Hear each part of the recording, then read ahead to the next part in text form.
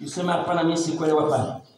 Kwa hiyo ni kusema lazima ni wajibu wako na ni wajibu wangu mimi tumtengeneze Bwana madhabahu. Tumtengeneze Bwana patakatifu pake. Yaani toka achana na dhambi, achana na dhambi, watu wa Mungu tuachane na dhambi, ndio tutamtengenezea Bwana patakatifu pazuri.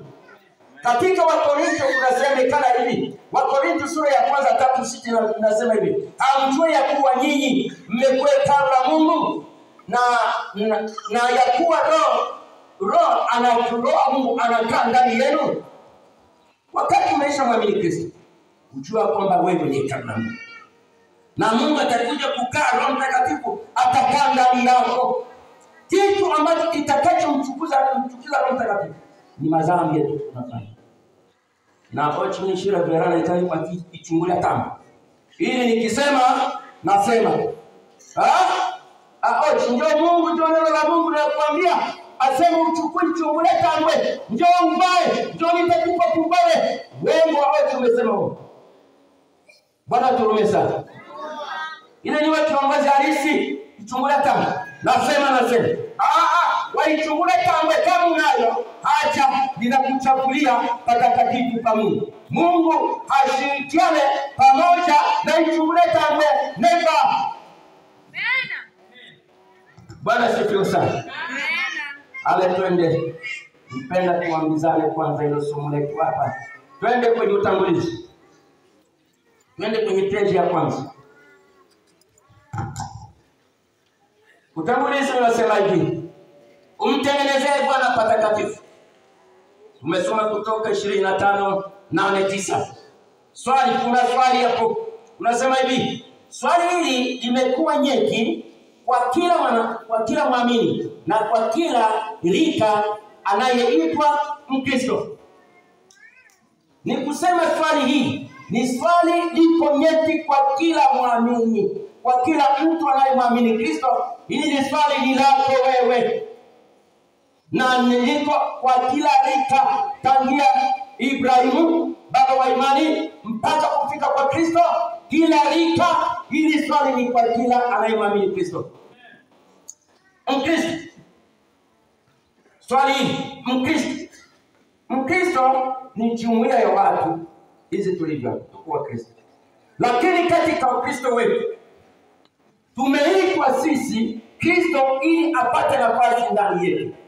Mkristo lazima awe mtu mwenye kuamini Yesu, sio miungu, sio kuishi katika usharati, sio kuishi katika kuabudu miungu, sio kutapeli.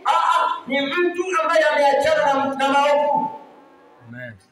Amemwelekea Kristo na anakaa pamoja na Kristo, na Kristo naye anakaa ndani yake. Ndio Kristo. Lakini leo mimi wanasikitika sana. Mtu anasimama kanisa la Kadafi. Zebu. Kanisa la Kadafi ni zebu. Nani alikuwa anasema ni zebu? Zebu maana yake nini? Zebu maana yake nini? Maana yake nini? Watu wa Mungu. Mjazani na maneno tu naenda kunapopokea. Neno zebu aliko katika Agano la Kale. Lakini neno zebu liko katika Agano Jipya. Zebu kama Yesu amekufa tu kwenye mateso ya Yesu na kufa kwa Yesu leo. Zebu ndio elimu wa Yesu. Watu wa zebu ndio waliomwamua Yesu. Watu wa zebu hawaamini kwamba kuna kiama cha watu. Wakaona wakati Yesu amekufa walifurahi sasa kumkomesha kabisa. Lakini kilichotokea ni nini? Baada ya siku 3 mwanaume ale akafufuka akaenda zake. Mpaka mauti akapata goli na mauti akashangaa. Bwana sifiwe sana. Mauti ilishangaa mpaka leo mauti inashangaa. Yesu alifufuka. Mungu mwenyewe alikuwa ni Mungu kabisa. Mauti imeshindwa, umeshindwa. Wewe kusema Mkristo lazima awe mtakatifu. Kwa mama wa baba vijana tutafute kutakatifu. Tusio wapinzani wa roho. Roho anasema, Mungu anasema. Lakini kuna watu wapinzani katika makanisa yetu, watu wa madhehebu ambao wanapenda baba yangu Ayuba alikuwa na wake watatu. Na katika watu watatu niliwaona aliokoka, na wote mmoja akanitupa kule, mwingine akanitupa kule, akabaki na yule mtu. Sisi watoto tulikuwa tunaenda kula mudi na kula ugali na kula ugali. Lakini aliachana nao. Bwana Yesu asifiwe. Amen. Lakini sio leo.